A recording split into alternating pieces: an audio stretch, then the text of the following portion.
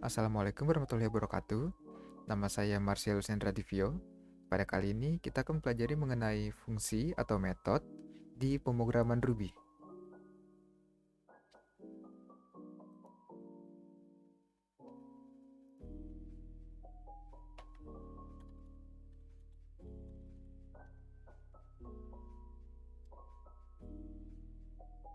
Ya, jadi di sini ada pemrograman yang pertama. Ini sebagai contoh aja. Jadi untuk fungsi sendiri itu kalian bisa lihat yang ada di PPT. Kurang lebih fungsi itu adalah blok-blok yang menyimpan sebuah kode.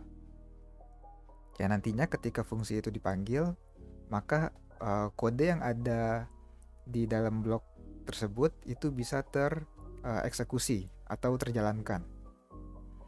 Nah, seperti yang ada di sini itu fungsi itu dideklarasikan dengan def. Lalu sini ada nama dari fungsi itu sendiri. Nah, untuk nama fungsi di sini itu adalah nama. Nah, sedangkan isi dari fungsi itu sendiri yaitu setelah def dan sebelum end. Jadi karena di sini cuma ada satu, jadi sini cuma ada def, terus ini adalah isi dari fungsinya, yaitu ada perintah puts. Lalu untuk mengakhiri fungsi tersebut menggunakan end. Kalau di Python itu dia cuma pakai indentasi doang.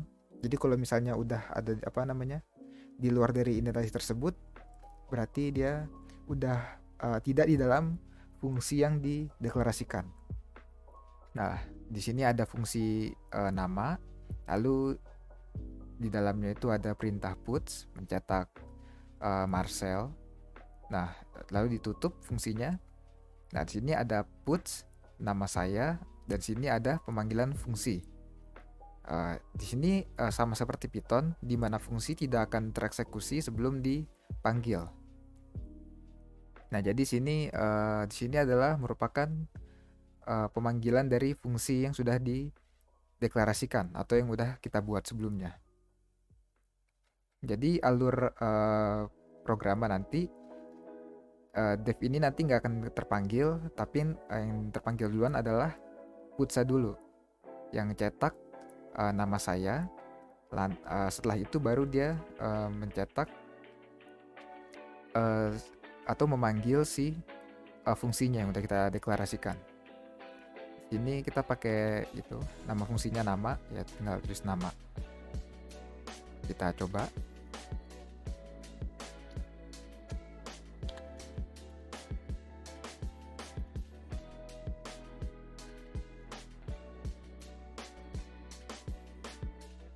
Nah, seperti yang tadi udah kita lihat codingannya.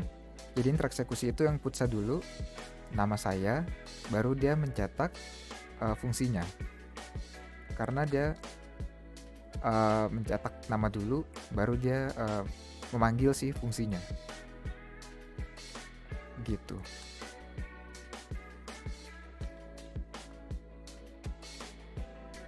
Lalu yang contoh yang kedua. Di sini ada fungsi yaitu namanya persegi, dan dia di sini menyimpan argumen. Ini dia tuh sama seperti di Python ya. Dia juga bisa nyimpan argumen, yaitu variable cc. Lalu di sini ada print, ini untuk mencetak. Ada luas persegi adalah, terus di sini cc dikali cc. Terus ini ada puts untuk mencetak baris kosong, lalu end. Dan sini ada pemanggilan fungsi persegi, lalu diselipkan argumen yaitu atau nilai 5. Nah, jadi alur programnya itu ini kan fungsi nih. Berarti dia langsung mencetak ini kan, memanggil si fungsi yang udah kita deklarasikan persegi. Terus ini dia kasih nilai 5. Nah, 5-nya ini akan disimpan di dalam argumen sisi ini nih. Karena kan kita kalau misalnya di sini nggak ada sisinya gitu, programnya nanti bingung. Tapi karena sini udah kita tandain sini nih, udah kita masukin sisi. Nah, karena sini kita deklarasikan persegi terus ada nilai 5-nya, nanti 5 itu dimasukkan ke dalam variabel si sisinya itu. Nah, jadi pas ada print luas persegi adalah, nah sini kan ada variabel sisi nih. Nanti dia akan ngikut sama yang ada di atas sini nih. Karena sini nilainya 5, dimasukin dari sini nih. 5 berarti sini adalah 5, terus dikali sini 5 juga, karena kan sama. Jadi nanti yang tercetak hasilnya adalah 25. Kita coba.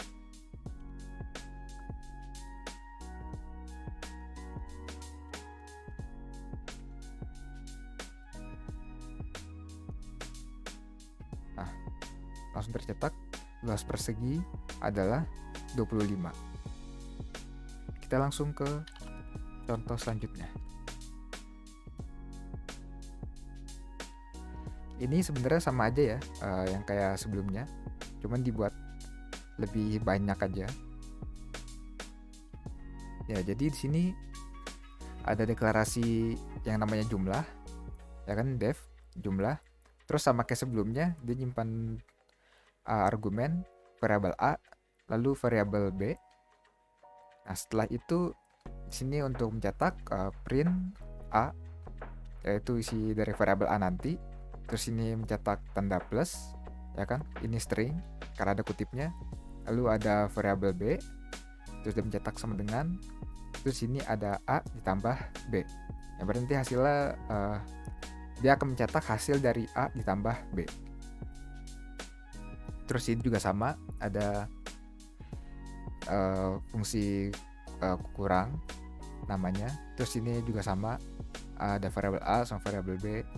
Terus mencetak isi dari variabel A, terus dikurang B sama dengan A dikurang B. Terus ditutup lagi. Ini yang fungsi kali sama juga, ada variabel A sama B. Terus untuk mencetak A dikali B sama dengan hasil dari A dikali B. Nah, lalu di sini ada puts untuk mencetak baris kosong.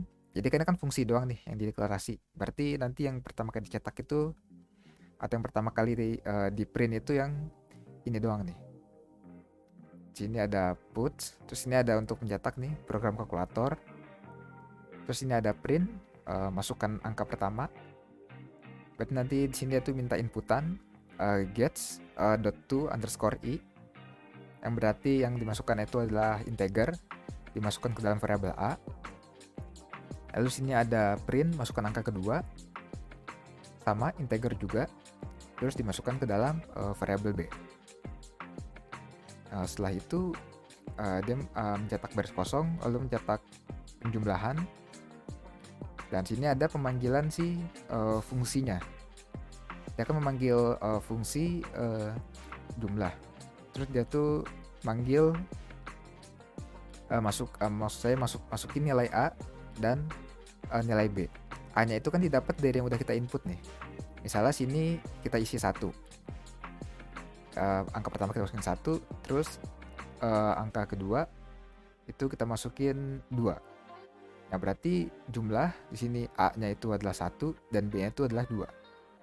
Nah, setelah itu berarti akan memanggil fungsi jumlah nih. Dicari nih fungsinya yang mana nih. Nah, ini kan cos-nya udah ketemu.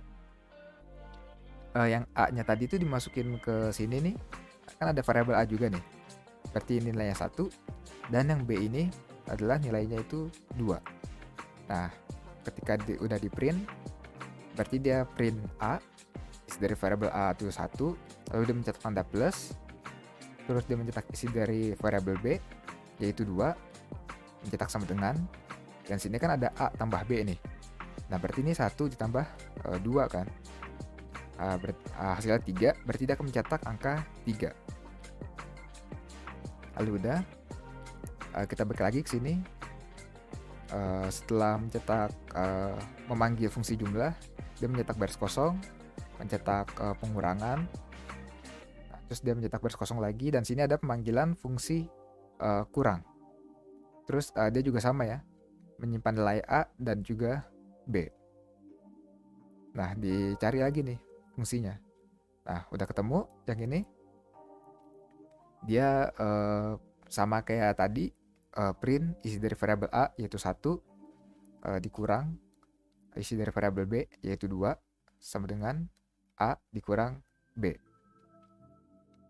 Nah, terus ada puts ini untuk mencetak baris kosong. Nah, baik lagi ke sini nih. Karena udah selesai dipanggil kan. Dia puts lagi, terus ada mencetak perkalian. Nah, sini ada puts untuk mencetak baris kosong lagi. Lalu ada dia memanggil fungsi dari kali. Nah, kita lihat sini sama juga, print A-nya itu tadi 1, lalu mencetak kali isi dari variabel B yaitu 2 sama dengan hasil dari A dikali B, 1 dikali 2 sama dengan 2. Udah, kalau udah dia puts mencetak baris kosong, udah programnya selesai. Kita coba.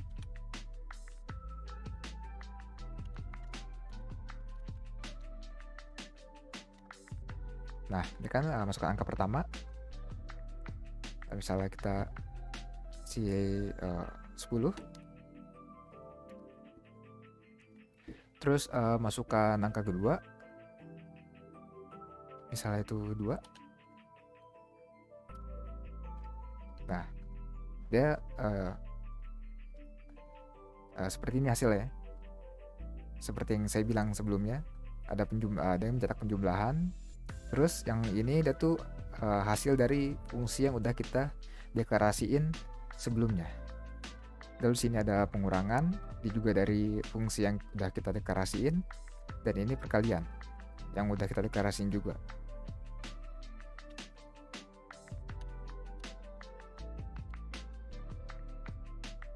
Seperti ini.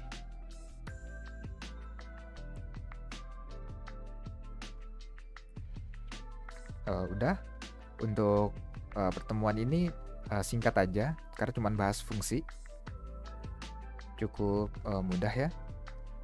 Kalau gitu langsung saya akhiri aja. Kurang lebihnya mohon maaf. Kalau saya ada yang salah boleh dikoreksi. Kalau masih ada yang bingung bisa ditanyain di Gmeet. Itu aja dari saya. Wassalamualaikum warahmatullahi wabarakatuh.